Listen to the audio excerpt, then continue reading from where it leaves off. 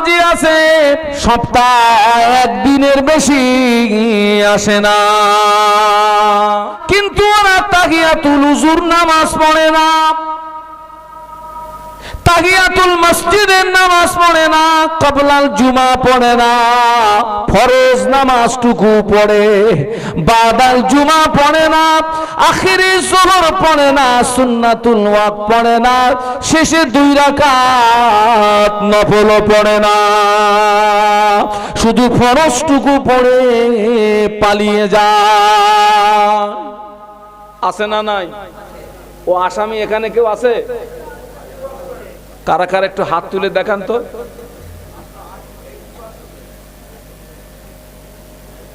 এই কারা পালায়? ও ভাই, দাদা হুজুরে ভালোবাসেন? কই একটু 2 হাত তুলে দেখান দিন ভাই। একটু 2 হাত তোলো বাপ। তাকবীর দেন, নারায়ে তাকবীর। আমি হাত কি নামাতি বলেছি? মারামারি করব নাকি? 5 হুজুরই মানেন? বসিরহাটের আল্লামা হুজুরকে মানেন? তানারা জুমার দিন কত রাকাত পড়েছেন? জোরে। 5 হুজুর কত? আল্লামা হুজুর কত? তারা পড়েছেন এবং আমাদের কি করতে বলেছেন? নামান নামান নামান। তাহলে 2 রাকাত পড়ে পালাচ্ছ কেন?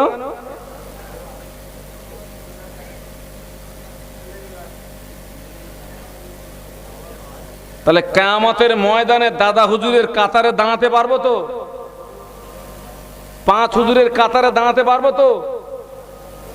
আল্লামা হুজুরের সঙ্গী হতে পারবো তো? আমার কথা বুঝতে পারছেন?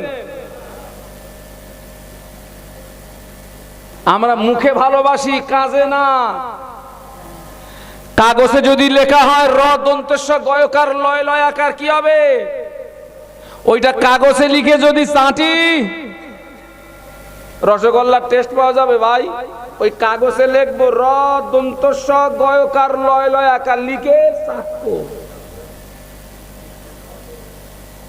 আমি দাদা হুজুরির ভালোবাসি, 5 হুজুরির ভালোবাসি, আল্লামা হুজুরির ভালোবাসি। ও 2 রাকাত পড়ে পালাচ্ছে, তার মানে ও কাগজে লিখে, জোরে বলো, আরো জোরে বলো, ও কাগজে লিখে চাটতেছে। ও প্র্যাকটিক্যালে দাদা হুজুর পায়নি, ও চাটা পাটি। কি পাটি?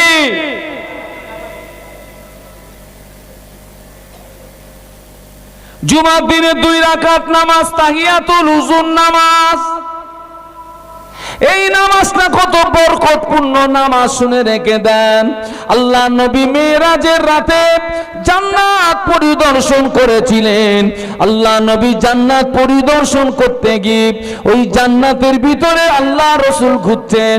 একজন মানুষের পায়ের আওয়াজ নবী শুনতে পাচ্ছেন, মানুষ দেখা যায় না। একজন মানুষের পায়ের আওয়াজ শুনতে পাচ্ছেন, কিন্তু মানুষ দেখতে পান না। আল্লাহ নবীর সঙ্গে ফেরেশতা জিবরাইল আমিন আলাইহিস সালাম ছিলেন।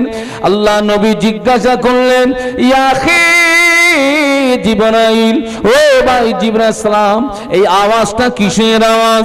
আল্লাহর ফেরেশতা বলেছিলেন, ইয়া রাসূলুল্লাহ, হাবিবাল্লাহ, এই আওয়াজটা অন্য কোনো আওয়াজ না, এই আওয়াজটা হলো আপনার হাফসি বেলালের পায়ের আওয়াজ। জোরে বলতে পারলেন না? কার আওয়াজ? কার? বেলাল হুজুর কোথায়? নো, তিনি তো দুনিয়ায়।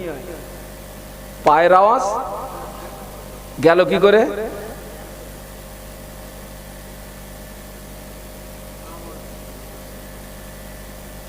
তিনি তো দুনিয়ায়, কিন্তু পায়ের আওয়াজ শোনা যাচ্ছে।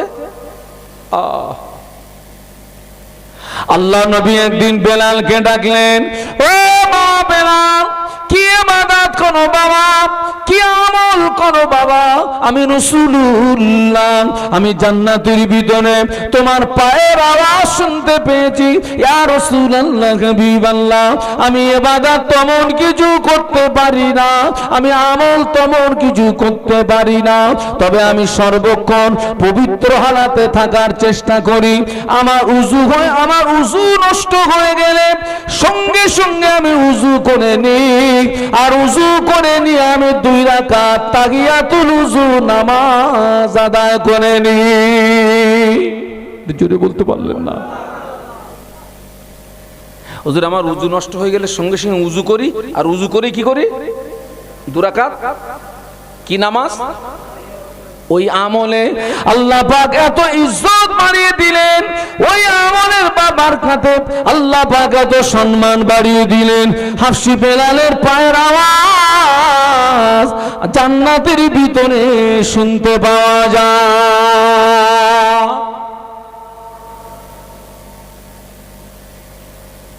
তাহিয়াতুল উযু পড়ে না, তাহিয়াতুল মসজিদ পড়ে না, কবলাল জুমা পড়ে না, যাচ্ছে সবার শেষে, আসতেছে সবার পুরো টার্গেট লে বসে শুধু সালামটা পিরুলিয়া হয়।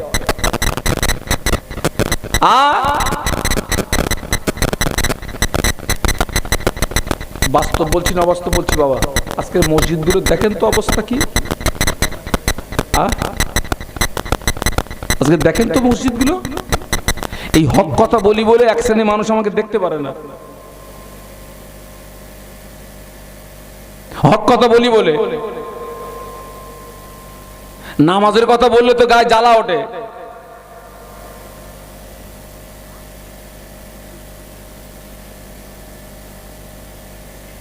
জুমার দিনের শেষে 2 রাকাত নামাজ আছে, ওই নামাজটা হলো নফল নামাজ। কি নামাজ বাবা? একটু জোরে জোরে বলেন। শুনে রাখুন, তামাম পৃথিবীর জমিনে একটার রেকর্ড আপনি দেখাতে পারবেন না যে নফল এবাদাত বাদ দিয়ে শুধু ফরজ এবাদাত করে আল্লাহর ওলি হয়েছে। একটা দেখাতে পারবেন না। বরং যারা আল্লাহর ওলি হয়েছেন ফরজ, তারা শুধু ফরজ পড়ে আল্লাহর ওলি হননি, ফরজ ছাড়াও অতিরিক্ত নফলের বাংলা মানে অতিরিক্ত নফল এবাদাত করেই তারা আল্লাহ হাসিল করেছিলেন। একটু জোরে বলুন, আরো জোরে বলুন। আপনারা শুনেছেন আলেমদের জমানে আল্লাহর রাসূল এত নামাজ পড়তেন, পা দুটো ফুলে ফেটে রসানি গড়া, তো শুনেছেন না? আচ্ছা ভাই, ফরজ নামাজ পড়ে কি পা ফুলে ফেটে রস বেরোবে? তাহলে আল্লাহ রাসূল সাল্লাল্লাহু আলাইহি ওয়াসাল্লামের কোন নামাজ পড়ে পা ফুলে ফেটে রস বাড়ালো? কোন নামাজ? নফল নামাজ, নফল নামাজ, নফল নামাজ। এত নফল নামাজ পড়তেন। একটু সুবহানাল্লাহ বলুন। আমরা কি করছি ভাই? কিয়ামতের ময়দানে আল্লাহ পাক সর্বপ্রথম বান্দার নামাজের হিসাবটা নেবেন। কোন বান্দা বান্দির ফরজ নামাজ কোন কারণবশত যদি কাজা থাকে, ওই বান্দা বান্দির নফল নামাজ যদি পড়া থাকে, আবু দাউদ শরীফের বর্ণনা এসেছে আল্লাহ পাক কিয়ামতের ময়দানে ওই নফল নামাজটা দিয়ে আমার আল্লাহ ফরজের কাজাটাকে পূর্ণ করে দেবে।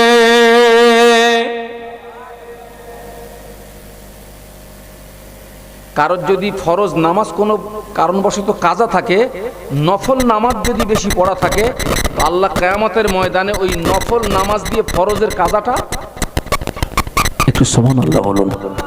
আমার ছেলেরা, বাবা জুমার দিনে একদিন আসছিস, পায়ে ধরে বলে যাব টোটাল নামাজগুলো পড়বি, নফল নামাজটা পড়বি, আর ইমাম যদি শেষ দোয়া করে ওই দোয়া, কারণ জুমার দিনের দোয়া আল্লাহ পাকের দরবারে কবুল হয়ে যায়। একটু জোরে বলুন। তোমার জন্য দোয়া হবে, আব্বা মার জন্য, দাদু দাদি, নানু নানির জন্য দোয়া হবে। 5টা মিনিটও সময় দেয় না, পালাচ্ছে। 5টা মিনিট সময় দেয় না, 5টা মিনিট।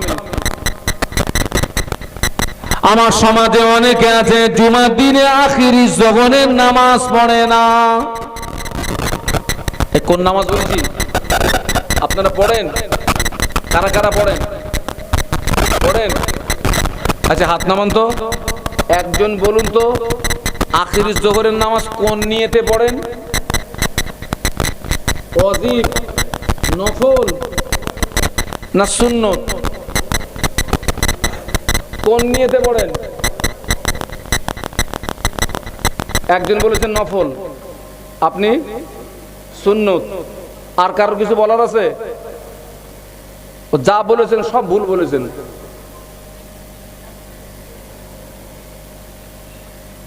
ওয়াজিবের নিয়তে পড়েন না সুন্নতের নিয়তে পড়েন না নফলের নিয়তে পড়েন?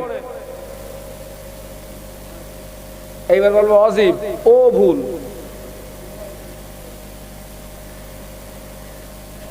না ওয়াজিব, না সুন্নত, না নফল, তাহলে কি হবে? আখিরি জোহরের নামাজ ফরজের নিয়তে পড়তে হবে। কোন নিয়তে বলেছি? আরো জোরে বলুন, আরো জোরে। কিন্তু ফরজ নামাজ পড়ার নিয়ম কি? প্রথম 2 রাকাতে সূরা মিলাতে হয়, দ্বিতীয় রাকাতে শুধু সূরা ফাতিহা পড়তে হয়। কিন্তু আখিরি জোহরের নামাজ 4 রাকাত নামাজ ফরজের নিয়তে পড়তে হবে এবং 4 রাকাতে সূরা মিলাতে হবে। মাথা ঘুরতেছে নাকি? ওই গর্বে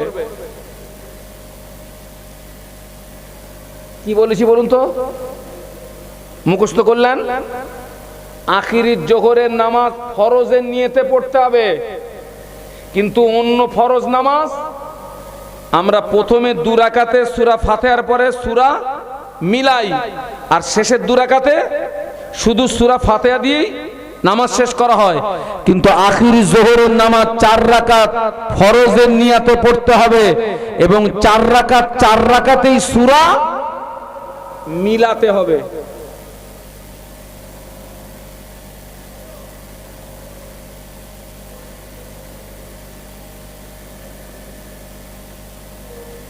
পারলে আল্লামা বড় মৌলানা সাহেবের লিখিত কিতাব একটু পড়বেন, পারলে আমার মেজলা হুজুরের লিখিত কিতাব একটু পড়বেন।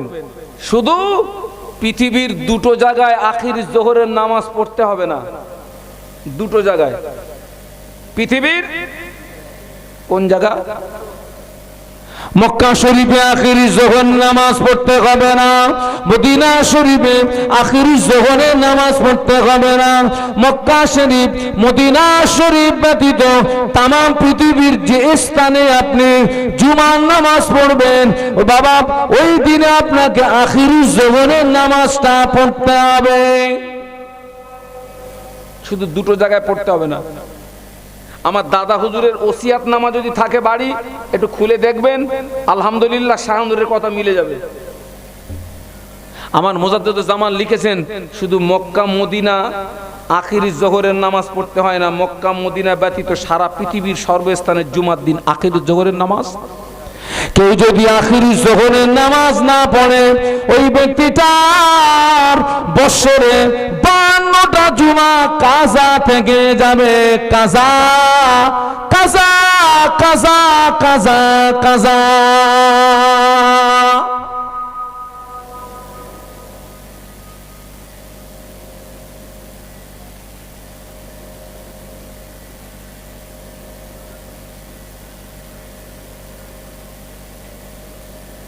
অসুবিধা হচ্ছে নাকি? যে আহা, অনেকে জানে না, জানে না বাবা, জানে না। একটু জোরে শরীফ আল্লাহুম্মা, জোরে জোরে ছেলেরা জোরে জোরে পড়ো, জোরে জোরে পড়ো।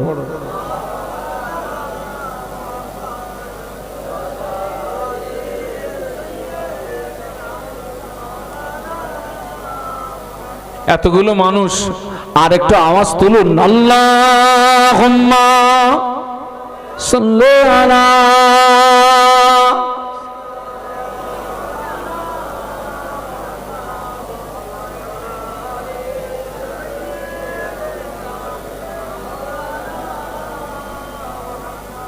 मुझे नाज है अपनी खुशकिस्मती पर, मेरे हाथ में गए दामने मुस्तफा की, नगम गए फुआर का न तूफा का परोआ, मैं डूबूंगा फिर भी किनारा करूंगा। अल्लाहुम्मा पढ़ो बाबा।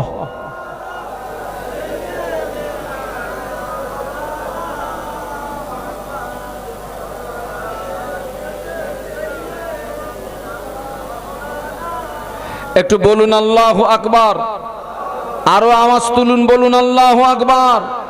আল্লাহকে ডাকলে আল্লাহ খুশি হয় না, রেগে যায়। আল্লাহ কোরআনে বলেছেন উদউনি আস্তাজিব লাকুম, বান্দা তুই আমাকে ডাক, আমি আল্লাহ তোর ডাকে সাড়া দিয়ে থাকি। একটু জোরে বলুন। তাহলে কি বলে গেলাম? একদল নামাজি আছে সপ্তাহে একবার, তাও করাকাত। আর একদল নামাজি আছে 5 ওয়াক্ত নামাজ পড়ে, 2 ঈদের নামাজ পড়ে, সাপ্তাহিক নামাজ পড়ে, আরো অনেক বেশি বেশি নামাজ পড়ে। অনেক নামাজি আছে মাগরিবের নামাজের পরে 6 রাকাত নামাজ আছে, ওই নামাজটার নাম হলো 6 রাকাত নামাজ, সলাতুল আওয়াবিন নামাজ পড়ে। অনেক মানুষ আছে চাশতের নামাজ পড়ে, অনেক মানুষ আছে ইশরাকের নামাজ পড়ে, অনেক মানুষ আছে আওয়াবিন নামাজ পড়ে। আলহামদুলিল্লাহ বলুন, আলহামদুলিল্লাহ বলুন। কিন্তু এই মানুষের এই নামাজির সংখ্যা কম কম। আর একদল নামাজি আছে, ওরা নামাজও পড়ে, আবার গোপনে গোপনে লটারির টিকিট কাটে। ওরা নামাজ পড়ে, আবার গোপনে গোপনে ছেলের বিয়েতে পণের টাকা নেয়। ওরা নামাজ পড়ে, আবার গোপনে গোপনে জমি বন্ধক রাখে। ওরা নামাজ পড়ে, আবার গোপনে গোপনে সুদ খায়। নামাজ পড়ে, বুনের ফারাজ ফাঁকি মেরে খায়। নামাজ পড়ে, বুনের ফারাজ ফাঁকি মেরে খায়। নামাজ পড়ে, ভাইয়ের হক ফাঁকি মেরে খায়। ওরা নামাজ পড়ে, পরের সঙ্গে পরকে ঠকায়, পরকে ধোকা দেয়। বাবাজি, ওই নামাজের কোনো মূল্য নাই, আছে না নাই? আরে ও আমি কার কথা জিজ্ঞাসা করছি? এই যাদের বর্ণনা দিচ্ছি, এই সংখ্যা আছে না নাই? নামাজও পড়ে,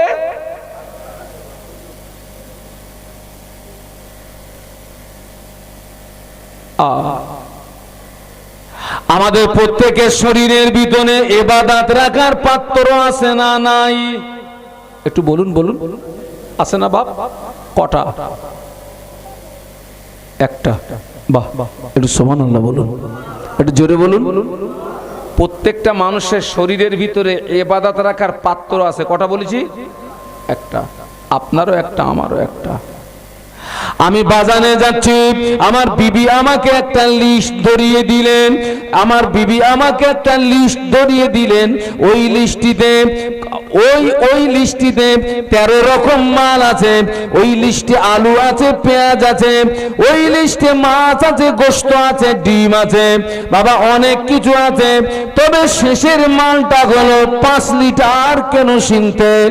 আমি যাওয়ার সময় বিবিকে বললাম, বিবি প্যাকেট দাও। আমার বিবি আমাকে প্যাকেট দিয়েছে একটি। মাল করকম?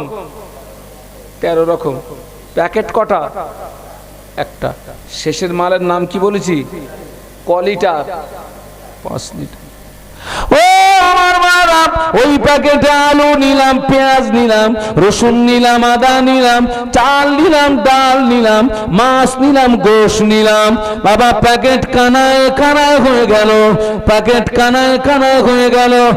আর একরকম মাল বাকি আছে, লাস্টের মালটা ওই প্যাকেটে নিলাম। একই প্যাকেটে 13 রকম মাল নিলাম। ওই মালটা এনে বিবিকে দিলাম, রান্না করো। বাবা ওই ওই ওই ওই বাজারে এনে যদি আপনাদের গ্রামের গরুদের দেই, আপনাদের গ্রামের গরু খাবে নাকি? কেন খাবে না? কেন খাবে না? কেন?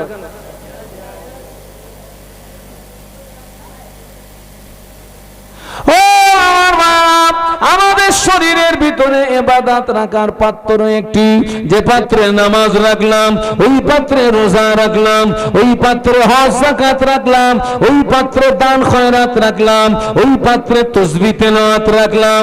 ওই পাত্রে যদি সুদ পড়ে যায় ওটা কেরোসিন তেল, ওই পাত্রে যদি লটারির টিকিট পড়ে যায় ওটা কেরোসিন তেল, বুনের ফারাক যদি ফাঁকি মেরে ফেলো ওটা কেরোসিন তেল, ভাইয়ের হক যদি নষ্ট করো ওটা কেরোসিন তেল। বাবা তোমার ইবাদত নষ্ট হয়ে গেল।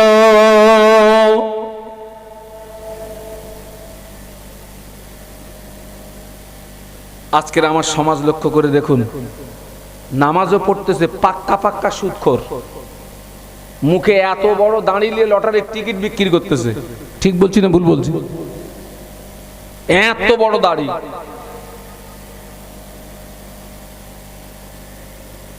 আপনাদের দিকে লটারির টিকিট বিক্রি হয়? হ্যাঁ, কাটেন? কেউ কাটেন? ওই যে 10 টাকায় 30 লাখ, এবং বর্তমানে যে হারে বক্তার সংখ্যা বেড়ে গেছে, এখান থেকে 20-25 বছর আগে এত বক্তা, এত হুজুরও পাওয়া যেত না। তখন তো হাতে গোনা কয়েকজন আলেমকে আমরা দেখতাম, কিন্তু সে সময় আলেমের সংখ্যা ছিল কম, বক্তার সংখ্যা ছিল কম, মাহফিলের সংখ্যা ছিল কম। কিন্তু আল্লাহ পাকের শান ওই গুটি কতক আলেমের দ্বারাতে সমাজের মানুষ যতটা উপকৃত হয়েছিলেন, সমাজের মানুষ যত হেদায়েত পেয়েছিলেন, এখন ওয়াজ নসিহত বিপুল হারে বাড়ার পরেও, বক্তার সংখ্যা বিপুল হারে বেড়ে যাওয়ার পরেও সেই কাজটা আমরা ততটা দেখতে পাচ্ছি না। এটা বাস্তব না অবাস্তব? বাস্তব। আচ্ছা, এর কারণ কি বলুন তো ভাই?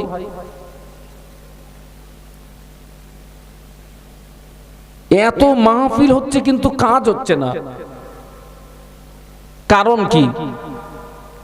দোষটা কার? বক্তাদের দোষ না শ্রোতাদের দোষ না কমিটির দোষ? কার দোষ? আপনি প্রথমত একটা কথা জানুন, পৃথিবীর জমিনে কোন মসজিদের ইমাম, কোন মৌলানা সাহেব, কোন মুফতি সাহেব, কোন পীর সাহেব, কারোর ক্ষমতা নেই কোন মানুষকে হেদায়েত করে দেওয়ার। এবং শেষ কথা বলছি, তামাম পৃথিবীর জমিনে আল্লাহ পাক যত নবী রসুল পাঠিয়েছেন, কোন নবী এবং রসুলের ও ক্ষমতা নেই কোন মানুষকে হেদায়েত বলুন বলুন করে দেওয়ার। ভাই, নবী রসুলদের যদি ক্ষমতা না থাকে তাহলে সেখানে আলেম ওলামাদের কথা তো আর বলাই লাগে না। দেখুন, নবীদের যদি ক্ষমতা থাকতো কোন মানুষকে হেদায়েত করে দেওয়ার, তাহলে নূহ নবীর ছেলে কেনান জাহান্নামায় যেত না। নূহ নবীর ছেলে কেনানের ঠিকানা কোথায়? সবাই একটু জোরে জোরে বলুন। জাহান্নাম। বাপ নবী, ছেলে কোথায় যাচ্ছে? জাহান্নামে। তাহলে নবীদের যদি ক্ষমতা থাকতো তাহলে নূহ নবীর ছেলে কেনান জাহান্নামে যেত না। হযরত ইব্রাহিম খলিলুল্লাহর আব্বার নাম কি? জোরে বলুন। আজর। ঠিকানা কোথায়? তাও জানেন না। ছেলে নবী, বাপের অবস্থা দেখুন। আমাদের নবী হযরত মুহাম্মদ সাল্লাল্লাহু আলাইহি ওয়াসাল্লাম, যিনি হলেন নবী দিগের নবী, একটু সুবহানাল্লাহ বলুন। আমাদের নবী হচ্ছেন নবী দিগের নবী। আমাদের নবী হচ্ছেন নবীদের ইমাম, একটু জোরে বলুন সুবহানাল্লাহ। কেন নবীদের ইমাম আমাদের নবীকে বলা হয় কেন? মেরাজের রাতে আল্লাহর রাসূল সাল্লাল্লাহু আলাইহি ওয়াসাল্লাম বাইতুল মাকদাসে 2 রাকাত নামাজ পড়েছিলেন। তো আল্লাহর রাসূল ছিলেন ইমাম, আর আল্লাহর রাসূলের আগে যত নবী রাসূল এসেছিলেন তানারা ছিলেন বিশ্ব নবীর মুক্তাদি। একটু জোরে বলুন। আল্লাহ পাক আমাদের নবীকে নবীদের ইমাম বানিয়ে দিয়েছিলেন, আরো জোরে বলুন। আমাদের নবীর ও ক্ষমতা নেই কোনো মানুষকে হেদায়েত করে দেওয়ার। যদি ক্ষমতা থাকতো আল্লাহর রাসূল সাল্লাল্লাহু আলাইহি ওয়াসাল্লাম মায়ের গর্ভে আব্বাকে হারালেন, 6 বছর বয়সে মাকে হারালেন, 8 বছর বয়সে দাদুকে হারালেন। আল্লাহর রাসূলের দাদুজি ইন্তেকালের পরে বিশ্বনবীর দেখাশোনার দায়িত্ব নিয়েছিলেন কে? আবু তলেব। সম্পর্কে কি হয় বাবা? চাচা। এই আবু তলেব আল্লাহর রাসূলকে যে ভালোবাসা দিয়েছিলেন, তামাম পৃথিবীর মানুষের ভালোবাসা যদি এক পাল্লায় রাখা হয় সাহাবীদের বাদ দিয়ে, আর আবু তলেব নবীকে যে ভালোবাসা দিয়েছিলেন ওই ভালোবাসা যদি অপর পাল্লা রাখা হয়, আবু তলেবের ভালোবাসার পাল্লাটা ভারী হয়ে যাবে। আরো জোরে বলুন। আপনাদের কি ঘুম লেগেছে নাকি? যদি ভাই ঘুম লাগে তাহলে আপনারাও ঘুমান, আমিও ঘুমোই। আপনারাও বেঁচে যান, আমিও বেঁচে যাই। তা আপনাদের কিন্তু জায়গা রেডি নেই বলো। আমার বলো পুরো একদম লেপ বেছানো, শুধু শুলি হয়। তাহলে আলহামদুলিল্লাহ, একটু তাকবীর দেন তো, নারায়ে তাকবীর। আরো জোরে বলেন নারায়ে তাকবীর। আওলাদে মুজাদ্দিদে জামান, আওলাদে মুজাদ্দিদে জামান, শ্রদ্ধাভাজন হুজুর কিবলা, শ্রদ্ধাভাজন হুজুর কিবলা। নারায়ে তাকবীর, নারায়ে তাকবীর। আরো একবার বলুন আলহামদুলিল্লাহ। আচ্ছা, আমরা আলহামদুলিল্লাহ বললাম কেন?